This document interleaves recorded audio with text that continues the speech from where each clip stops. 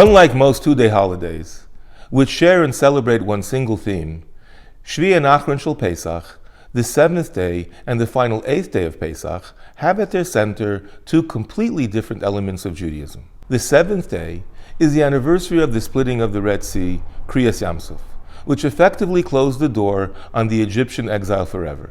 And the final eighth day of Pesach is the festival that represents Moshiach, a day that is potent with the energy of the final redemption. One day is busy with the past, the second is all about the future. What is the common thread that binds them together? If you ask me, I'll say it's this. The final step in putting a challenge behind you ultimately happens when you embrace your own calling. Our sages tell us that in the tense moments before the Yam Suf parted, Moshe Rabbeinu was praying to God for salvation, and Hashem retorted, Daber el b'nei Yisrael v'yiso, speak to the people, tell them to move on. Nachshon ben Aminadav, prince of the tribe of Judah, heard this command from God and immediately jumped into the raging waters. Miraculously, that was the moment that the sea split, allowing the Jewish people to then cross to safety. Has it ever crossed your mind as strange? Why was Nachshon the one who jumped in? Why didn't Moshe do it? He was the one who heard the command firsthand. One answer is that at the moment Moshe communicated God's command, it was Nachshon who instinctively knew that it wasn't meant for Moshe, or for Aaron, or for any of the other tribes.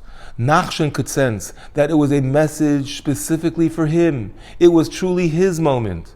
So he embraced it, took action, ultimately liberated the entire nation. Today, we find ourselves on the cusp of the final Geula. Moshiach is at the doorstep, ready to come in. But he's waiting. He's waiting for us to open the door. So what happens?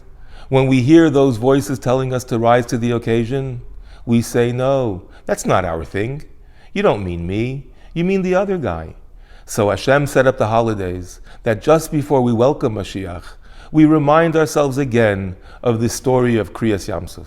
Nachshon's greatness, and what he is always remembered for, was that he recognized his personal mission. And our greatness too is when we recognize our own real potential. So the next time you're faced with a chance to make a difference, notice, take charge, and tell yourself, yes, this is my moment. This is meant for me. I'm going to follow it through. You'll be surprised. That may just be the exact tipping point that moves us to a world of Geula, a world of Moshiach Tzidkenu. Wishing you and yours a Chag Sameach and a Shabbat Shalom u'Mevorach.